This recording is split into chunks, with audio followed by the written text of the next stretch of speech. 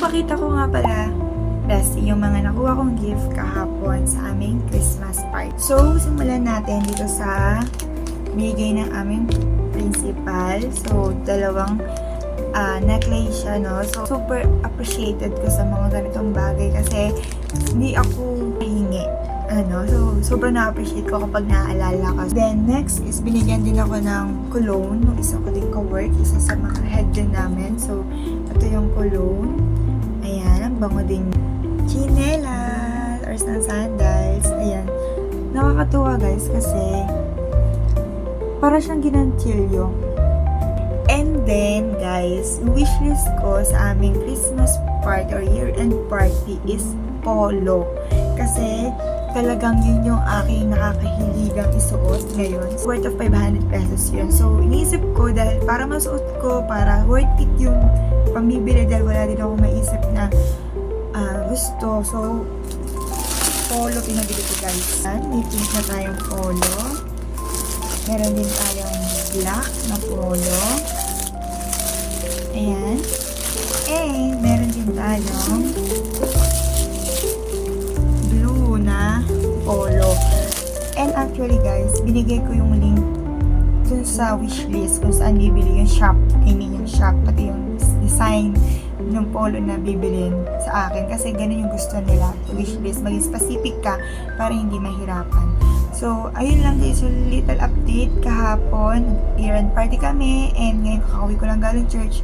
So, ang gagawin lang natin is magbabalot and magbiligpit lang ng konting kalat dahil guys, nandito na yung drawer ko na kinento ko sa inyo nakaraan na iuuwi dito. Dahil nga inayos na yung kwarto doon, ginawa na siya tindahan. So, mahabang kwento pero ayun yung little update. So, ayun lang guys. So guys, isabay na natin sa pag-aayos or pagbabalot yung mga talagang ibibigay ko sa mga bata. So, magbalot tayo. Ito, handmade din to guys.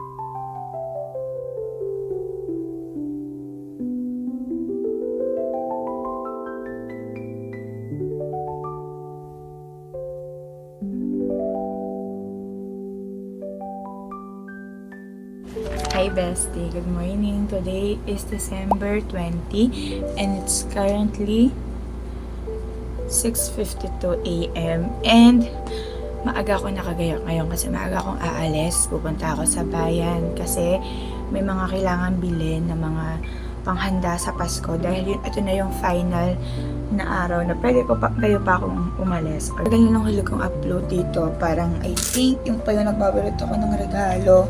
And ngayon guys, wala na tayong pasok sa work. So it's our Christmas break.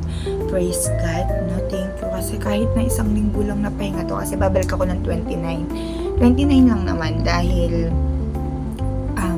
cut off yun. So kailangan nating asikasuhin yung mga pasahod natin. Sa ang aga ko nakaligo and mag-skin care lang ako. Gamit ko ngayon itong Tomato Skin Lab pero halos paubos ko na siya. Napansin ko dito, if ever na gusto nyong magpahinga muna sa Rejuve, better to.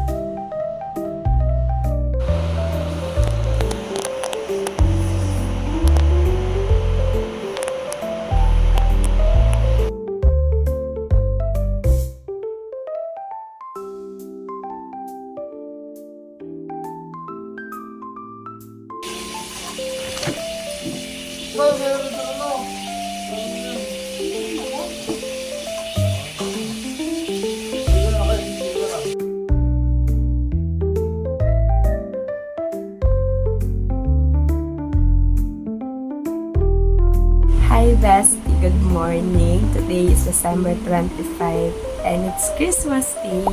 Merry Christmas sa ating lahat. Thank you sa Lord dahil meron tayong Jesus Christ na ipinanganak kaya meron tayong celebration ng Christmas. So, Today, it's currently 8:25 a.m. and nagkagayak lang ako, guys. Hindi ko kayo na-update kahapon nung kagabi pala, nung nagpa-prep kami ng munting handa namin. Kasi nag-church ako noon after. Nag-church ako, nakauwi ako mga 8. Then after noon, diretso ako dito, naghilamos, nag-freshen up lang ng konti.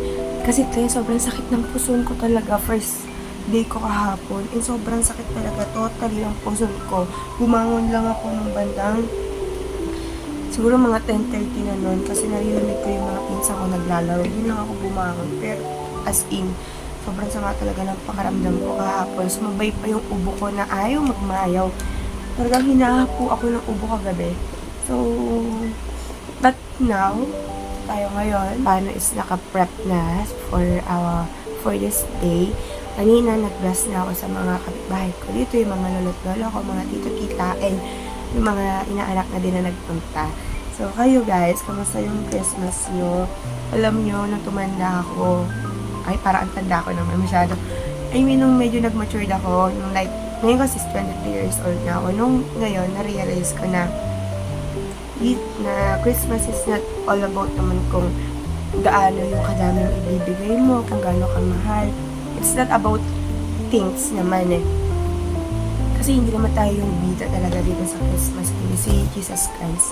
So, let's appreciate yung ginawa niya, yung kanyang pagkapanganak. No? Yung palang kailangan na talaga natin isala. Today, wala naman tayong ganong agenda. After lang na to, like our routine naman, pupunta lang sa lolo't lola ko. Later, mamayang hapon, meron kaming small Christmas party sa aming magpipinsan na meron kaming exchange gift. Kaayos lang ako kasi para hindi naman halata na may nararamdaman tayo sa kat. Kapag na nagpilik mata ako, sabi, hindi na halata na may nararamdaman ako kasi talagang pakabog na yung pilik mata ko. Guys, ito yung gamit ko makeup ngayon, Best Cosmetics. The best siya. Ang ganda ng coverage niya sa aking mukha.